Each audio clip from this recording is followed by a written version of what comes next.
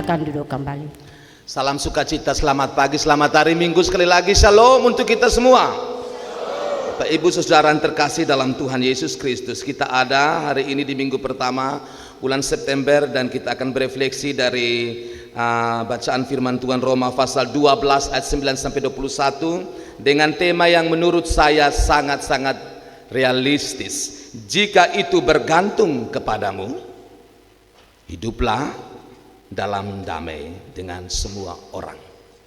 Sangat realistis sekali lagi. Jika itu bergantung kepadamu, hiduplah dalam damai dengan semua orang.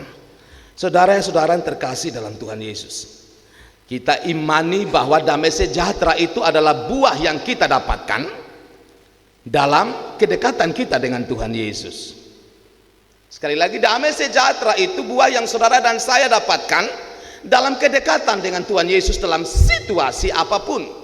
Tapi kita harus realistis di dalam dunia ini. Selalu saja ada bagian tertentu di mana kita bisa punya orang-orang yang memusuhi kita dengan alasan yang benar dan kadang-kadang yang tidak jelas. Begitu. Dan dalam kondisi tertentu bisa saja kita juga bisa bersalah paham dengan orang lain. Kenapa demikian? Paulus sebagai penulis surat Roma yang menurut saya sangat agung ini pernah sampai bertengkar hebat dengan rekannya yang bernama Barnabas gara-gara Yohanes Markus. Waktu itu Yohanes Markus karena belum siap pelayanan yang kuat, Yohanes Markus kasih tinggal Paulus dengan Barnabas kembali. Maka kemudian hari ketika Paulus mau melayani dan Barnabas bilang bawa Yohanes Markus, Paulus bilang jangan bawa dia. Orang yang kasih tinggal kita dalam pelayanan stop. Lalu terjadilah pertengkaran antara Paulus dan Barnabas. Maka mereka pisah. Paulus dengan Silas dan Barnabas dengan rekan yang satu.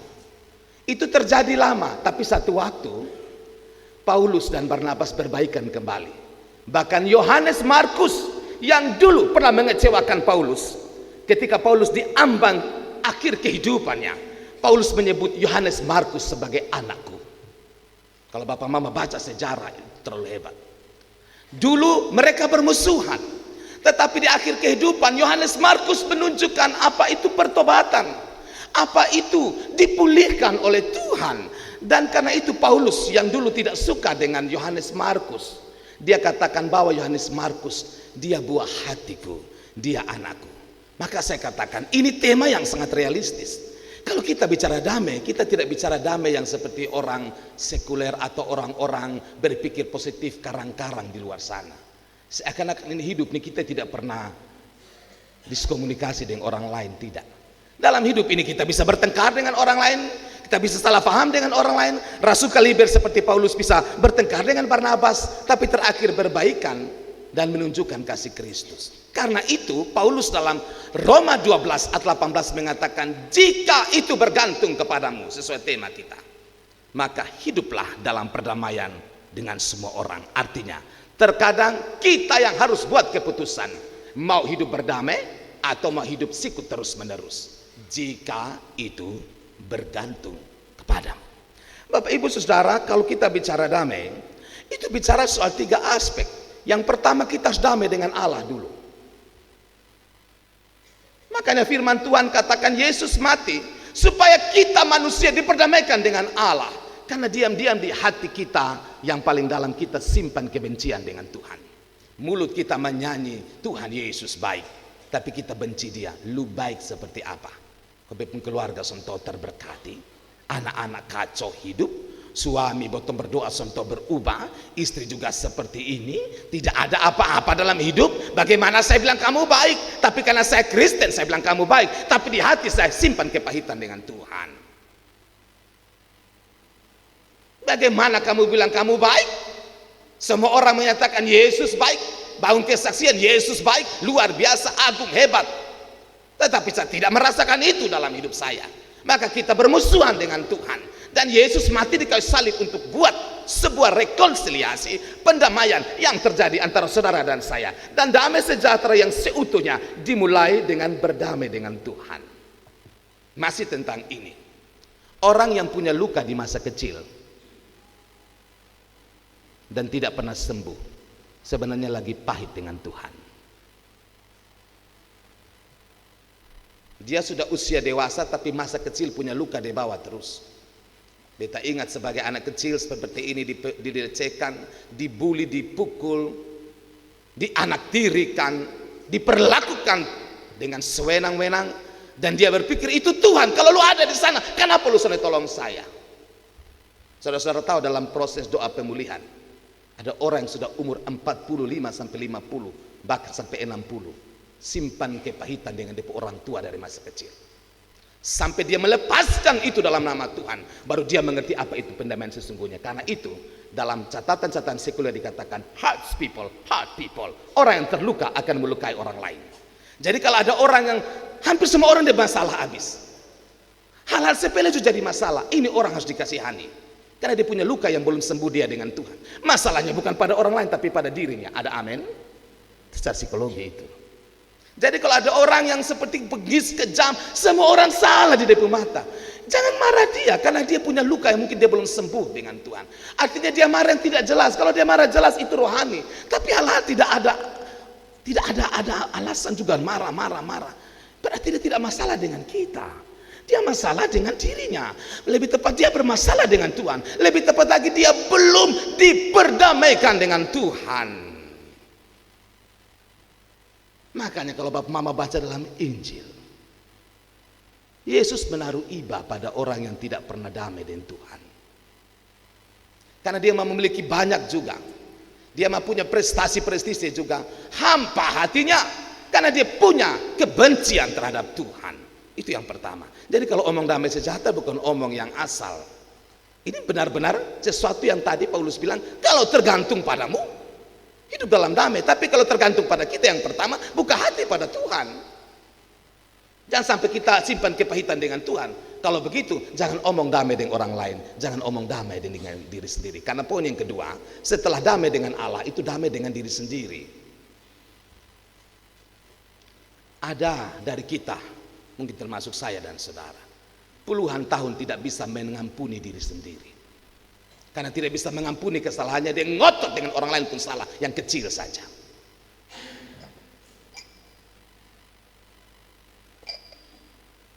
Persoalannya, dia tidak pernah bisa mengampuni dirinya sendiri. Saudara lihat orang yang terlalu kasar, tajam, kejam, adalah orang yang tidak pernah mengampuni dirinya. Kesalahan yang puluhan tahun Tuhan sudah hapuskan. Di Golgota dia dengar berita anugerah tetelestai, sudah selesai, sudah genap. Tapi pulang dia korek kembali, dia bilang, benarkah saya diampuni?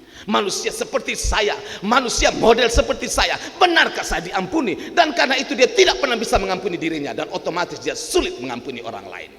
Makanya dalam pernyataan Yesus kepada perempuan berdosa yang meminyaki kakinya dan disindir oleh Simon yang menjadi tamu, yang menjadi tuan rumah ketika mengundang Yesus, dia katakan begini, Yesus, orang yang banyak diampuni dosanya akan banyak berbuat kasih. Kalau orang jarang mengasihi orang, jahat, bengis, karena dia tidak pernah rasa pengampunan dalam dirinya. Sorry ya, yang salah bukan Tuhan, diri sendiri yang salah. Karena ada orang yang merasa terlalu arogan, terlalu suci, terlalu perfeksionis, and he is civil, dan dia merasa dia tidak bisa berbuat dosa. Maka ketika jatuh dalam dosa, dia pikir ini terlalu mengerikan. Kenapa dia begini? Kenapa? Yang harus dilakukan, kata Yohanes, akuilah dosa kita, minta pengampunan, karena Tuhan itu setia dan adil. Amin. Ampuni diri sendiri juga, supaya kita gampang mengampuni orang lain. Maka pengampunan yang ketiga, damai yang ketiga itu damai dengan orang lain. Ada orang yang memang selalu menjadi dalam tanda petik bisa merusak hidup semua orang. Tapi ada orang yang sebenarnya tidak terlalu ngefek dalam hidup kita.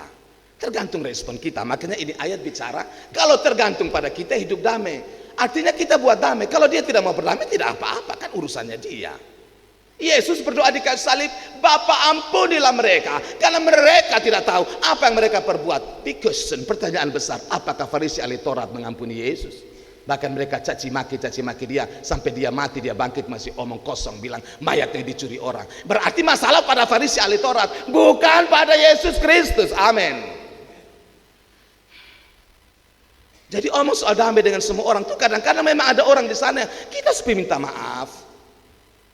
Dulu kami melayani ada majelis di PA selalu tanya, Papen, karena kalau kutong kadang soalnya ada masalah tapi orang marah tiba-tiba. Lalu kita mapi berdamai tapi dia pasang muka tidak enak, dia tidak suka. Dia punya keluarkan kalimat-kalimat yang seperti benci dengan kita. Kita tidak ada apa-apa dengan dia. Kalau begitu masalahnya bukan pada bapak atau mama, itu pada dirinya. Biar dia urus masalahnya. Jadi harus jelas. Damai dari Allah, damai dengan diri sendiri, dan damai dengan orang lain. Tetapi harus realistis. Kadang-kadang ada orang yang mungkin selama-lamanya tidak bisa mengampuni, yaitu urusan kita sama Tuhan gitu. Saya masuk Roma 12. Surat Roma, Paulus menurut saya ini surat yang paling agung. Kata-katanya itu benar-benar harus dimaknai dengan hati-hati, dengan benar-benar pengertian yang dalam. Dan Paulus tulis surat ini karena waktu itu ya ada dua golongan. Satu itu golongan yang menekankan pentingnya Taurat. Yang satu itu Injil kasih karunia. Mana berarti kait terus. Jadi Paulus tulis surat kasih tunjuk itu buah dari bosan punya iman. Kalau lu tekankan Taurat, kasih tunjuk lu pembuah dong. Jangan lu omong banyak Taurat tapi hidupmu kacau. Kalau kamu juga hidup atas dasar kasih karunia Tuhan, tunjukkan buah juga dong. Makanya menurut saya walaupun surat Roma termasuk surat yang sulit, kata-katanya begitu agung, tapi Roma 12 menurut saya tanpa ditafsir panjang-panjang pun Bapak Mama baca tadi dan saya baca itu, pasti kita bisa resapi dan mengerti. Karena itu berdasarkan tema, saya kembali pada tema, jika itu tergantung padamu, hidup Allah dalam perdamaian dengan semua orang. Kalau itu bicara tentang damai, maka ada beberapa hal penting yang ada di sini. Yang pertama, damai itu dimulai dengan kasih yang tidak pura-pura. Artinya kalau mau mengasihi, mengasihi. Jangan pura-pura. Justru kasih yang pura-pura itu menyakitkan. Kita bilang begini, itu orang selalu bilang sayang dan botong. Dia suami bilang sayang dan botong. Dia istri penuh mulut sayang dan botong. Tetapi dia hianati kita. Dia bilang beta cinta lu setengah mati, tapi dia selingkuh di belakang. Itu pura-pura. Jangan. Kasih tidak pura-pura. Belajarlah berbicara apa adanya. Yesus katakan ya, bilang ya. Tidak, bilang tidak. Selebihnya berasal dari si jahat. Ada baiknya orang-orang yang to the point di depan kita. Dia bicara belak-belakan, jujur, tapi dia hati tulus. Daripada omong baik, manis, mulut-mulut di depan kita, di belakang tidak baik. Ada amin? Jangan jadi, saya dan Bapak Mama, Pak Saudara, jangan jadi tipe yang kedua. Lebih baik omong langsung di depan, saya tidak suka Pak. Itu tidak baik. Tapi dengan cara yang menghormati. Daripada dia bilang, baik, puji, segala macam, di belakang dia benci kita. Itu namanya kasih yang pura-pura. Kalau kita dibuat demikian, pasti sudah suka kan? Tidak suka, maka jangan buat dengan orang lain seperti itu. Dimulai juga dengan menghormati orang lain. Jangan pura-pura, hormatilah orang lain. Semua orang ingin dihormati. Tidak peduli dia punya latar belakang, ekonomi, jabatan. Lagu pop tahun 90-an. Kita semua adalah sama, tanpa jabatan apakah ada wibawa. Kita semua adalah sama, tanpa jabatan apakah ada wibawa. Dia pemulung pun dikasih seperti kita mengasihi seorang pejabat. Amin. Dia janda tua yang rumahnya mau jatuh timpa dia juga, kasih dia seperti seorang penghasilannya 1 bulan 18 juta. Karena manusia akan selalu jadi manusia, tidak berubah. Hormatilah orang lain dengan satu alasan, karena dia gambaran Tuhan ada dalam dirinya. Jangan pakai embel-embel yang lain. Hormati, karena dia gambaran Tuhan.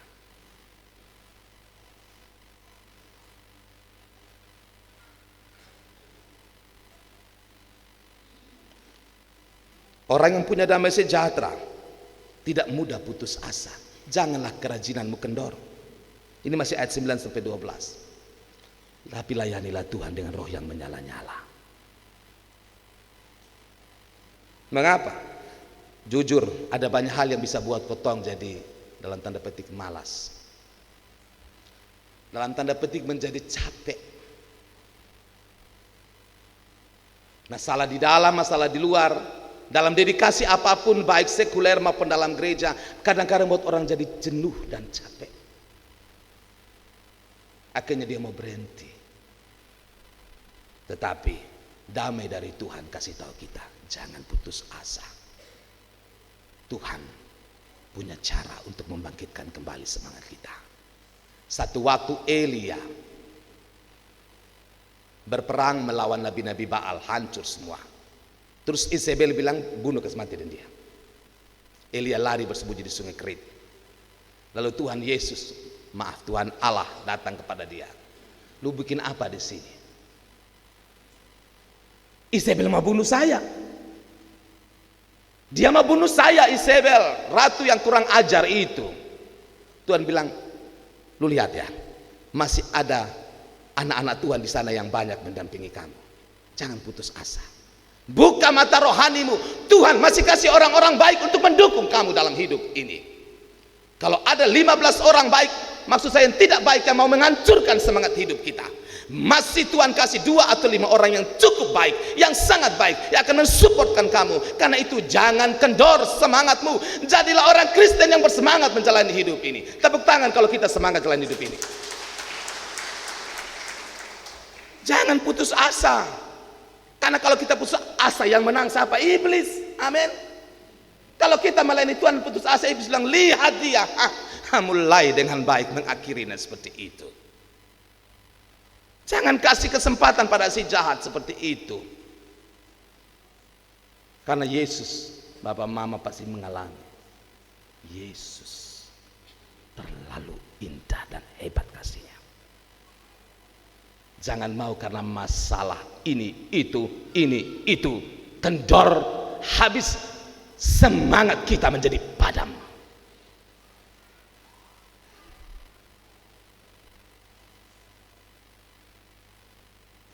Bersuka cita, ayat 12, sabar dan berdoa. Saya langsung rangkum 9 sampai 12 poin pertama.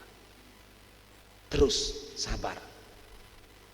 Sabar bukan berarti membenarkan yang orang buat, tapi karena kita tahu Tuhan pun mata tuh lihat potong semua. Tuhan pun mata itu suci, jadi dia lihat kita satu-satu. Tabur baik, tuai baik. Tabur tidak baik, tuai tidak baik. Terus tekun dalam doa supaya jaga itu damai. Kadang-kadang kita memplesetkan kalimat ini, yang mari kita klarifikasi. Masalah banyak begini, menjadi malas berdoa. Salah. Justru masalah banyak berdoa. Amin. Justru masalah banyak itu tambah banyak berdoa, bukan masalah banyak lari dari Tuhan. Itu siapa di luar sana yang menjamin kita selesaikan kitab masalah? Silakan.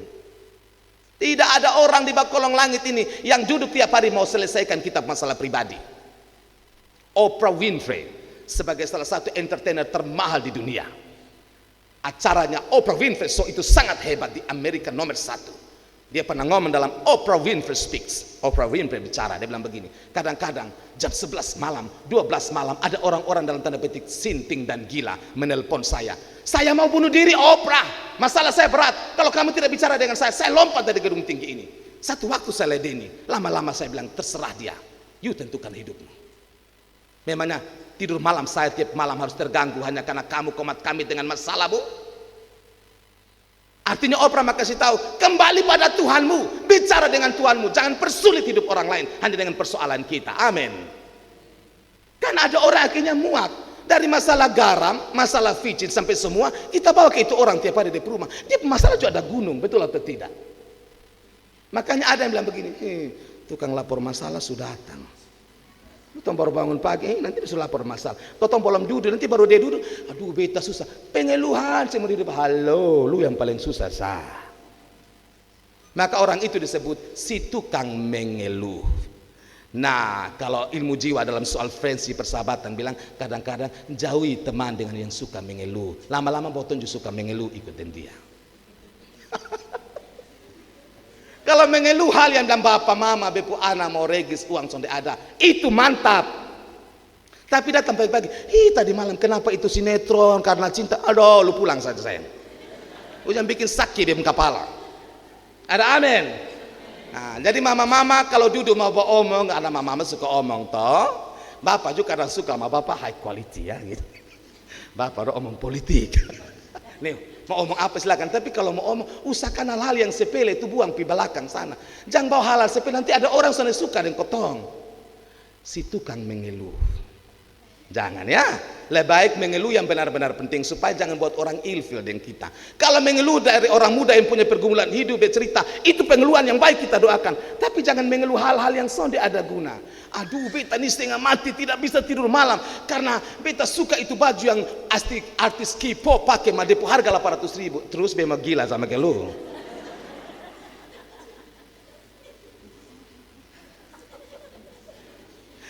Yang di belakang mimbar tertawanya menggetar.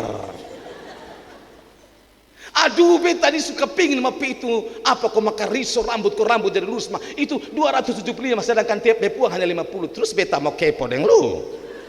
Nah lanjut tuh yang lain begitu. Jadi tolonglah masalah-masalah jangan aneh-aneh dan bikin hidup berat terbungkuk-bungkuk lama-lama osteoporosis, kering tulang.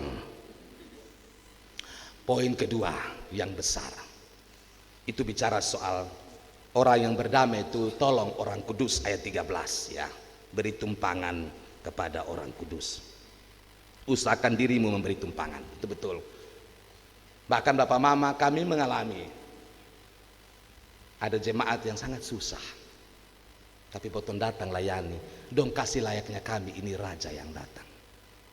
Ini kota Kupang, kami pernah melayani di pelosok yang sangat, lihat motor saja tidak pernah.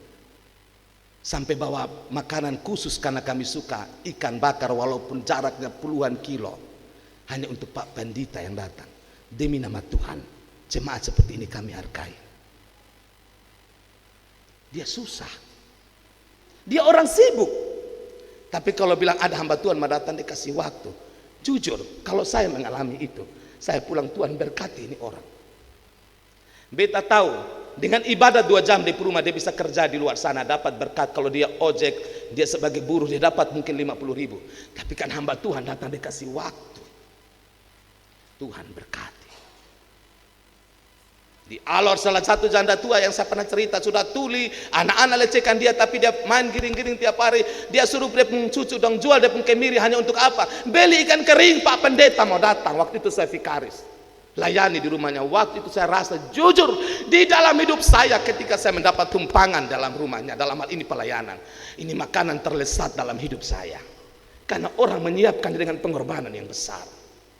Dan saya yakin bapak mama pernah buat itu bukan dalam konteks hubungan dengan hamba Tuhan, tapi dengan orang-orang yang susah yang ada di sekitar kita. Kalau satu kali kita punya kelebihan, tolong lihat ada orang-orang jarang makan enak, anak-anak yang susah, sekali-sekali undang mereka datang, buat semacam pesta kecil. Maaf ya, mungkin dia tidak pernah minum susu, dia tidak pernah makan buah, dia tidak pernah makan namanya daging yang enak-enak. Satu kali buat untuk dia dan lihat mukanya, kita akan sangat terberkati dengan itu.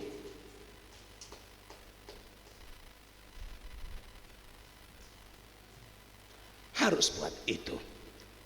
Orang kudus bukan hanya hamba Tuhan, pendeta.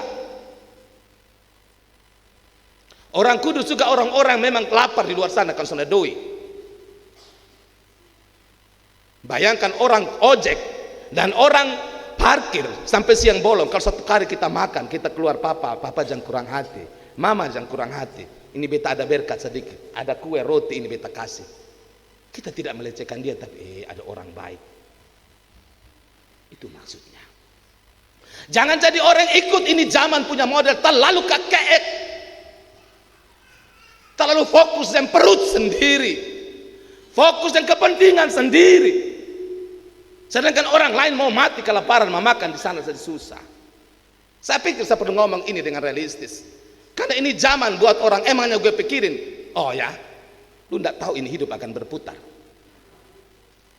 Anak-anak muda jangan pakai sistem begini. Hari ini keluargamu mapan ya, dan kau hidup bergantung pada harta kekayaan orang tuamu. Tapi satu waktu bisa turunanmu paling susah di dunia ini, dan tepat di depan mata bijimu kau akan tahu betapa berharganya memberi tumpangan dan kasih pada orang-orang kudus. Dulu saya pernah cerita waktu di Amarasi, waktu mau pulang saya lihat anak-anak SD datang. Mungkin memang bapak mamanya susah, saya lihat dari mukanya.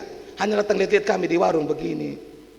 Kita bilang, Adi, sini, mau makan.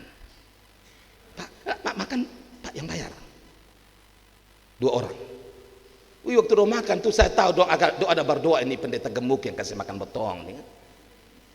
Biar dia jangan tambah gemuk dan jangan susah jalan begitu. Keluar dan cerita yang datang 21 orang mati botong. Aduh, memberi jujur realistis lagi Tuhan sayangan. Itu sebab apa? Tapi dia bilang, nah sudah bagi yang ini mungkin sudah bisa makan bakso semua. Kalau sudah Pak bangkrut ini mau pulang sudah ada bensin nanti.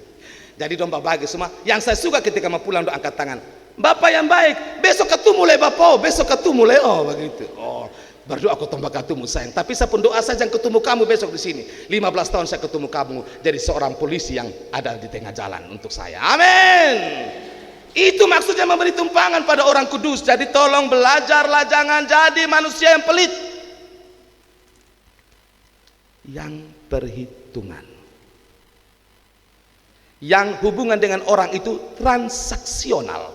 Artinya kalau be untung be bakawan de lu, beta rugi lu ke laut aja lu bro. Itu namanya hubungan transaksional, hubungan untung rugi. Padahal hidup ini picik kalau hanya hubungan untung dan rugi.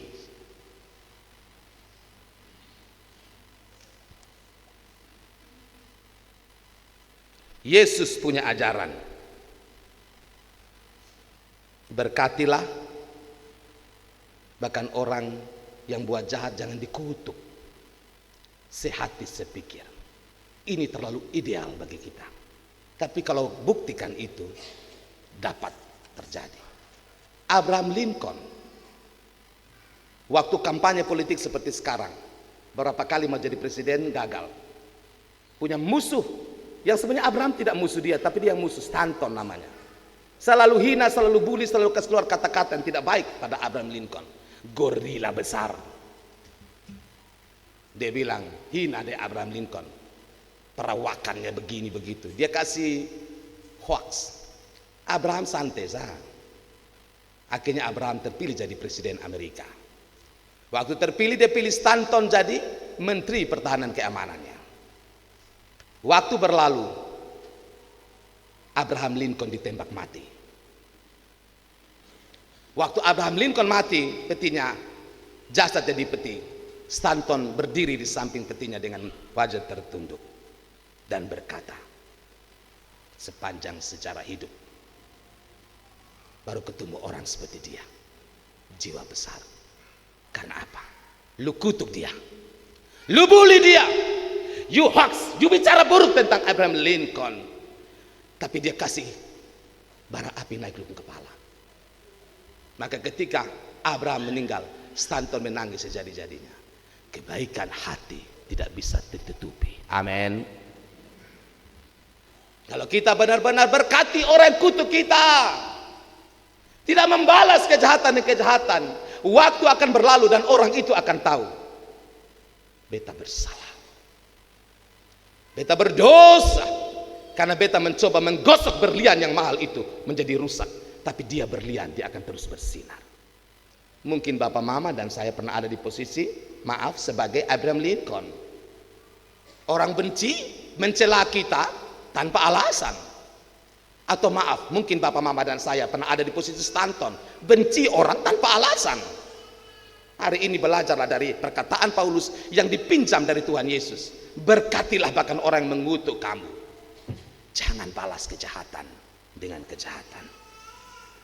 Kuasai dirimu, ayat ke-15. Jangan pikir yang terlalu lebe-lebe. Nanti pikir terlalu lebe-lebe, pikiran bisa rusak. Janganlah kamu, ayat 16, memikirkan perkara-perkara yang tinggi, tetapi arahkanlah dirimu kepada perkara-perkara yang sederhana. Janganlah menganggap dirimu pandai. Artinya kalau soalnya pandainya, jangan bikin diri pandai begitu. Beda dengan orang yang benar-benar pintar dan orang yang sok pintar. Beda dengan orang yang tahu dengan orang yang master segala tahu begitu. Master segala tahu itu kotong baru mau omong tentang helikopter. Oh beta tahu mesinnya begini-begini. Lu pilih helikopter di mana? Itu master segala tahu. Baru kita baru ngomong sedikit dia sudah tahu semua.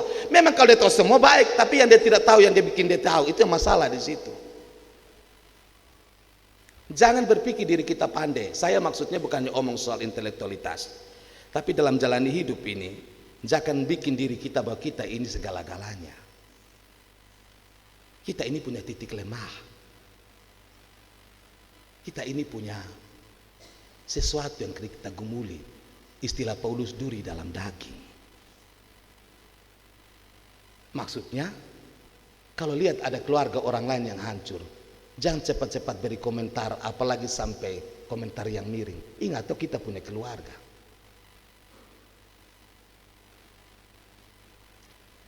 Jangan lihat orang lain punya masalah, kita langsung omong sampai yang sonde ada hujan angin kita ngomong. Hati-hati ya, kita darah dan daging. Dalam konteks sebagai hamba Tuhan seperti saya pendeta, lihat Bapak Ibu pendeta yang lain punya persoalan, doakan dia gumuli. Memang ada telinga ada mata lihat. Jangan omong berlebih-lebihan seperti nanti kita tidak akan punya masalah. Itu maksudnya jangan anggap diri terlalu pandai. Kita pun zaman ini zaman kepo.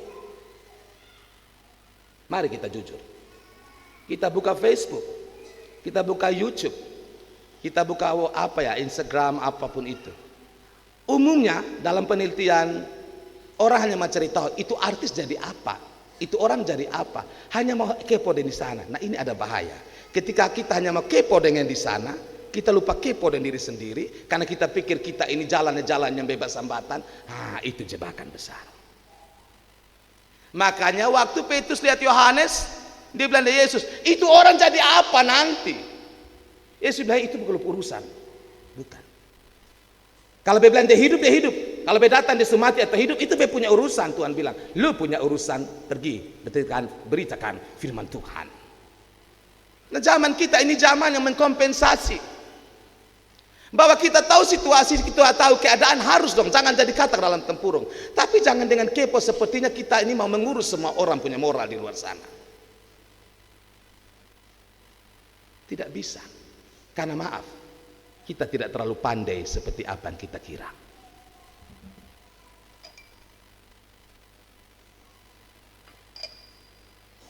Karena saya telah membuktikannya.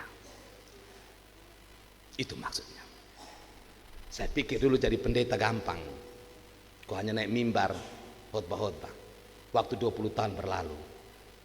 Kritikan, ocehan masa kecil remaja waktu saya masih jadi jemaat membuktikan lu tidak terlalu pandai.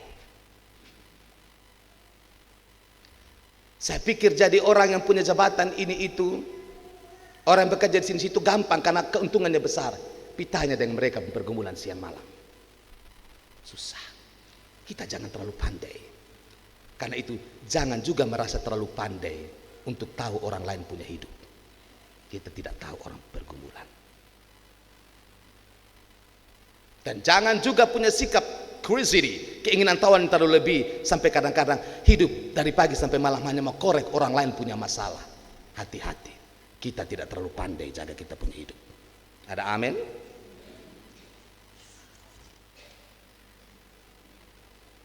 Poin yang terakhir, jangan balas kejahatan dengan kejahatan, tapi balaslah kejahatan dengan kebaikan. Yesus pernah bilang begini, kalau orang tampar pipi kananmu, kasih pipi. Mana orang Kupang mau begitu? Lu tampar pipi kanan, lu pun gigi bekas rontok semua. Lu kira nah, beta bukan penyakit jiwa kalau tampar pipi kanan. Ini mari kiri nih, kiri.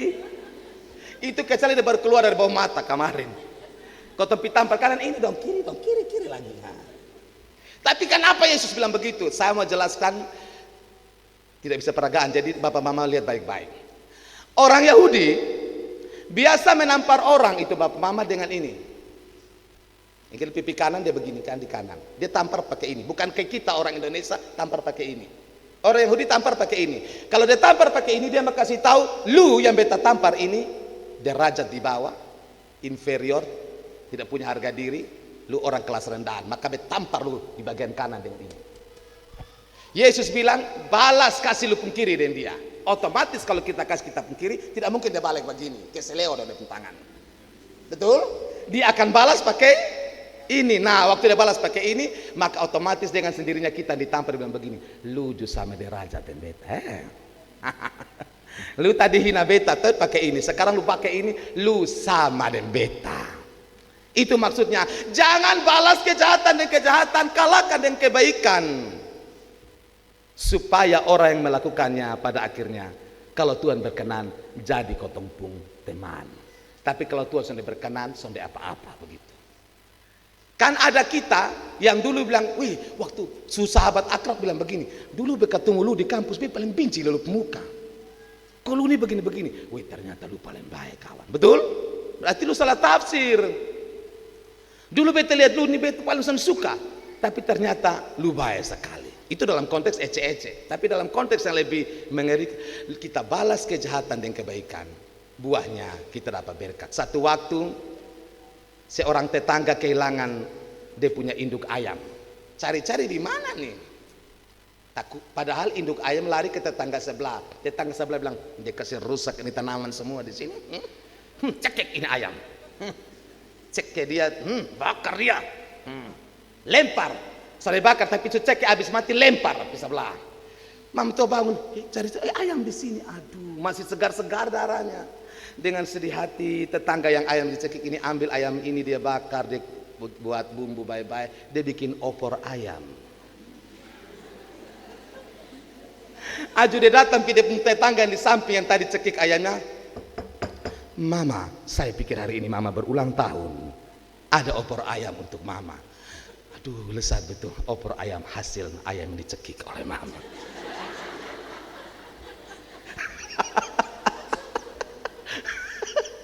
You buat jahat, orang balas yang baik.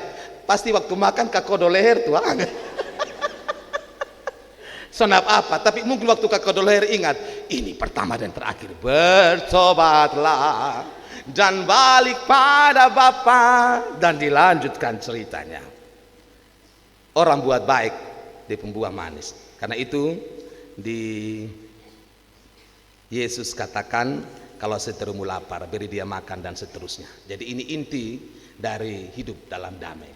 Ternyata sudah gampang Bapak Mama, tapi tidak mustahil kalau Yesus bersama kita.